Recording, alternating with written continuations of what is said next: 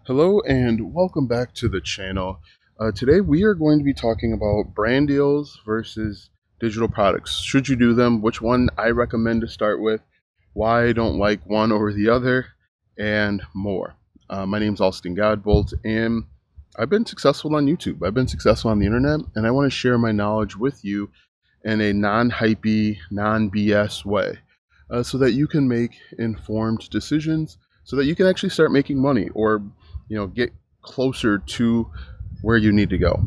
I've been in the game for 10 years and I have made a decent amount of money with YouTube, TikTok, Pinterest, affiliate marketing, digital products. I've done a lot. I don't know if I've done it all, but I've done a lot. I've sold on Amazon. So let me show you the harbor. So these are not all the boats. These are most of the boats in the harbor here, which is really cool. Some of these are really expensive boats. Some of these might be classified as yachts on the smaller end. If we keep going here, just below the sun, if we looked straight that way, is Michigan, and that way is Illinois. We're probably about 5 or 6 miles from the Illinois border. That way is Milwaukee. So let's chat. Let's be honest. What is a brand deal? What are digital products? And which one should you choose? A brand deal or sponsorship, I lump them together, is when a company comes to you and says, we want to sponsor your next video. In your video, we want you to either make a video about a topic. We want you to feature a product or service in the video. We might give you a script or talking points to cover. We want you to feature, and in exchange, we're going to give you a flat fee of X amount of dollars. And then we'll give you a portion of any sales that you bring in, and we'll give you a code or a unique URL. Okay, great. So that's a brand deal. Digital products are things that you create or hire somebody to create over on a computer, and you deliver it over the internet. It could be a planner, cheat sheet, workbook, ebook, template, guide of some sort. It could be coaching. It could be a live workshop. I really like live workshops, and I would encourage you guys to go that route if you can. It could be consultation. Anything delivered over the internet is what I consider a digital product. Now, let's talk a little bit about the pros and cons of each. One of the biggest cons, I think, of a brand deal is that companies want to see that you have a minimum number of followers and those followers are engaged. So a company might not even look at you, they might not even respond to you if you have less than 1,000 followers, 1,000 subscribers. And because of that, and some people never get 1,000 subscribers. Some niches subscribers are just hard to get. And then companies are going to want to look at your analytics, and they want to make sure that you just didn't buy a bunch of subscribers and you have a bunch of vanity metrics. They want to make sure people are engaged, and in addition, they want to make sure that the market, your audience, is in the location where they can actually monetize. So, for example, on this YouTube channel, I have a bunch of people that are from the United States. Great. I also have a bunch of people that watch from Nigeria. If you're from Nigeria, comment. Actually, comment where you're from. What country are you currently in? And so, if you have an engaged following, but that engaged following isn't in the country that they can monetize properly, they're not going to be as receptive. I also think that one of the challenges with brand deals is that you might start creating content or talking about a brand that you don't actually know, like, and trust. I've seen a number of YouTube videos where people have brand deals and sponsorships, and it's weird. It's kind of out of left field. For example, there's this guy who makes reaction content about like love after lockup, and halfway through his video, love after lockup, he'll just start talking about cologne. Okay, I'm not sure how many people he gets from that, but I can't imagine it's a ton because it's a random video, or at least seems random to me, about cologne. Another challenge is I don't think, with brand deals at least, I don't think you're getting paid what you're worth. I think that with brand deals, another issue that you run into is you don't get access to the customer data. I mentioned this yesterday, but brands. I'm just going to use a brand in video, for example. Morning. Uh, in video, for example, they reached out to me a few years back, and they wanted me to sponsor a video. The video that they wanted me to create was how AI could help you make money online fast and easy. This was before ChatGPT and all that other stuff. They wanted me to essentially create a step-by-step video,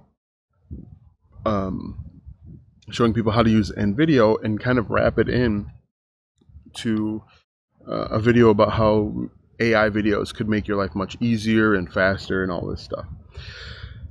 They were willing to pay me $500 and then like 10% commission. But the problem with that becomes they're going to pay me $500, but their monthly subscriptions are $40 a month. And so they know that if they get 10 people to stay 2 months, they will make a bunch of money. But even more after that, they're going to have a bunch of people that maybe sign up for a trial and don't continue on. They're going to get access to that customer data that they can reach out to that customer continuously and potentially make money from them afterward. So when I talk about customer data, name, email, and eventually lifetime value, things that they've purchased from you.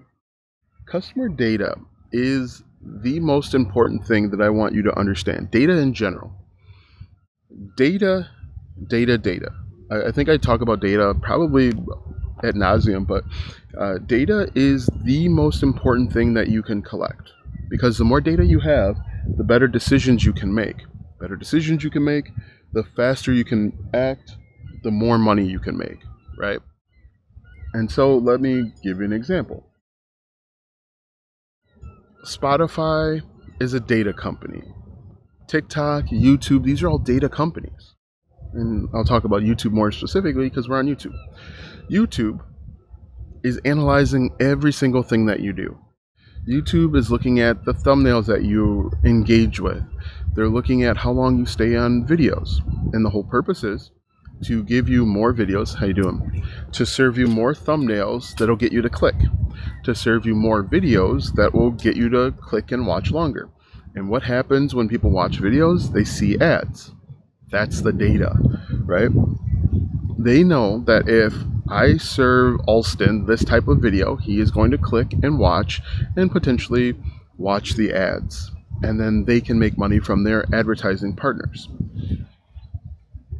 I want you to start thinking about data. It's kind of like a weird rogue little clouds that are coming in. Usually clouds don't go east to west, but we'll see. Hopefully we don't get rained on.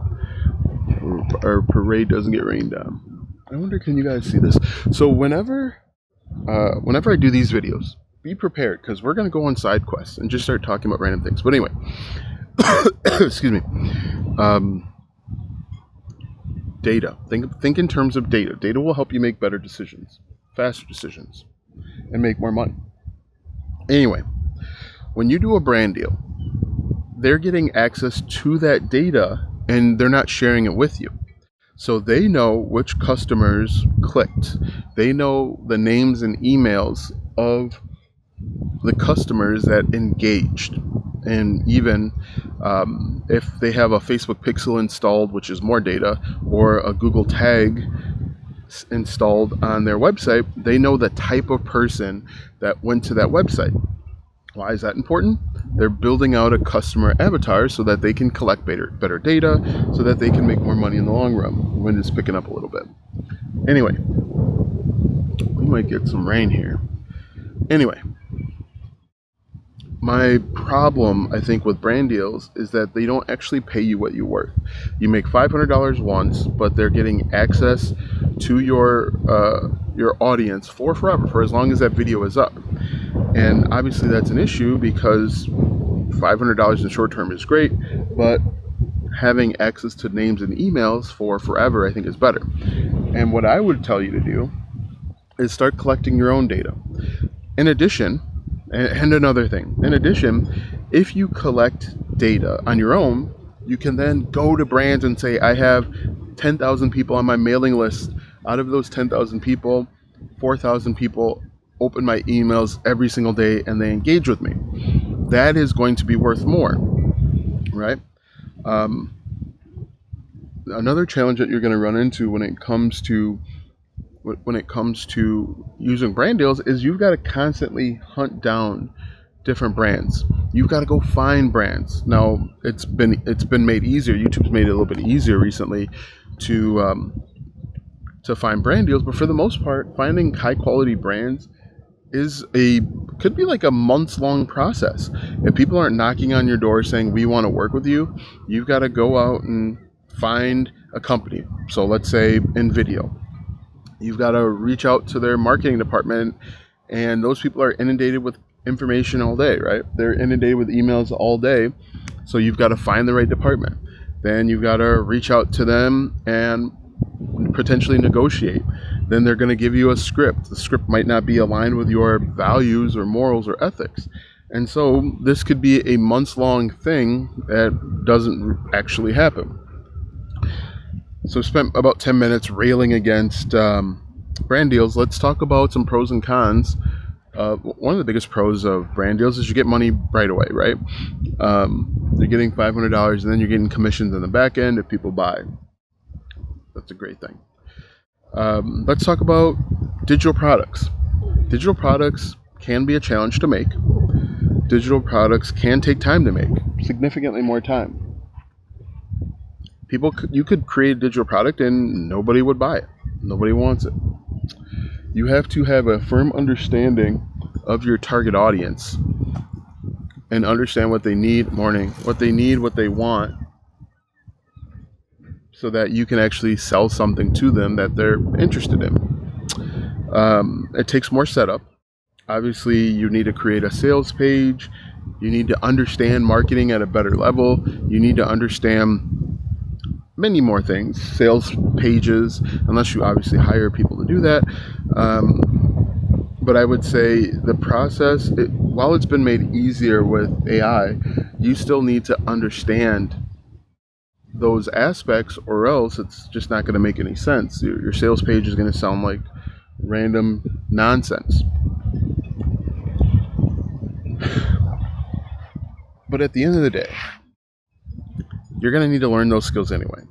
And you should have even one of the benefits of creating a digital product is even if you don't have all of the skills perfected and you're selling a digital product through like YouTube or TikTok, people will know, like, and trust you enough to overlook some of those mistakes. If you've got spelling, error, grammar, punctuation mistakes, and you're doing it through a personal brand, people will overlook it. They'll say, hey, you have a grammatical error on line 3. You might want to fix that. Most often people just overlook it and they won't care. In my opinion, hopefully you see where I'm going with this. In my opinion, you should be able to, I think that everyone should be selling a digital product. You should be able to come up with a digital product for your niche, for whatever it is you want to be known for. And you should be able to sell that. One of the biggest benefits of digital products is there's no minimum follower count required. Your digital product can appeal to people from all over the world, right? You can, again, if people in Nigeria, they have money and they want to buy the digital product from me, they can buy it. Everyone is valued essentially the same. But more importantly, in my opinion, you get access to the customer data. And then you can sell them more stuff on the back end. When I spend a lot of time talking about the low ticket digital product, but that's not where things end. Essentially, that's where the business begins, right?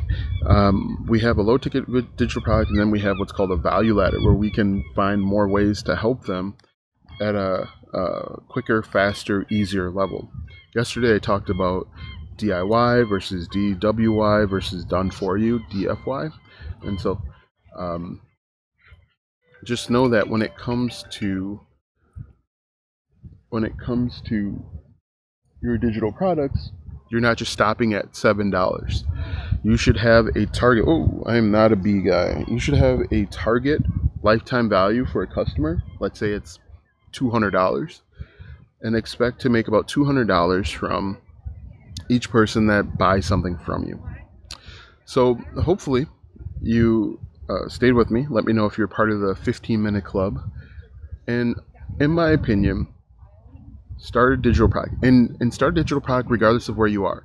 If you've got one subscriber, if you're brand new, have your monetization plan in place, because you're not on. It's looking at me. Have a monetization plan in place from the very beginning. One of the mistakes that I made is I was just going to create content, and I didn't have a plan. I didn't have a firm plan in place, and so you kind of wind up jumping from thing to thing to thing. Have a plan in place. That plan should include at least one digital product, a low ticket one that will be appealing to a large number of people, and then also create a value ladder morning on a back end. And so I would only do a brand deal or sponsorship if they made it a no-brainer offer. If they said, hey, we're going to pay you $5,000 for this brand deal, and we're going to give you 50% commissions. If they said numbers like that, where you can't say no, then sure, take it. But that shouldn't be your first strategy. That should be icing on the cake. You know, I talk about how ad revenue is icing on the cake.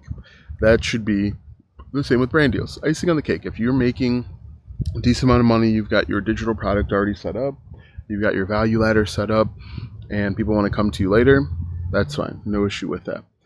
So guys, let me know what you think in the comment section. Have you tried a brand before? Have you reached out to brands? Have you ran into issues setting up your first brand? I would love to hear from you. I know there are creators out there that swear by them. I know one guy, I won't say his name, but he just created a course all about brand deals. Ironically enough, he created a course, which is a digital product, helping people get started with brand deals. That should tell you right there. So guys, let me know what you think in the comment section. I don't know if I'm going to do another video, because this one of the drawbacks of this DJI Osmos is that it overheats. It gets really warm. I started making a video last week, maybe last month, and I got about halfway through the video and it shut down because it overheated. And right now I got the sun directly on my thing here, so I don't know if I'm going to make another video today. It's not as hot as it was that one time. Let me just show you guys the lake one more time, because the clouds are in a different spot. All right, so that is what we're looking at here today, and I'll finish this off by showing you guys the harbor. Let me see here some of the boats as we wrap this video up. Let me know if you guys have any questions, what your thoughts are when it comes to brand deals versus digital products. Let me know if you have a question about how to get started with digital products. I think I'm going to create a separate video about that. I will create a separate video about how to get started. I've made videos about it, but I'll make another one. So I want you guys to see here, one of the cool things about living in Kenosha are the big boats.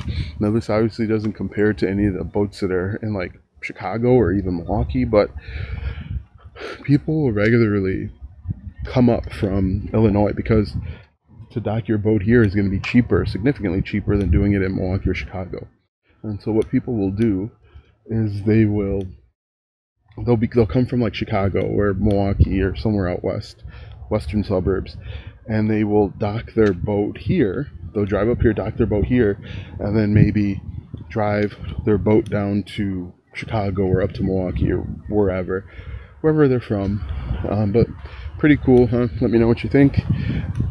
When I was younger, I used to actually take the lake for granted. I would never come down here because it's kind of a challenge, kind of a pain. Anyway, you guys have a great day, and we will talk soon.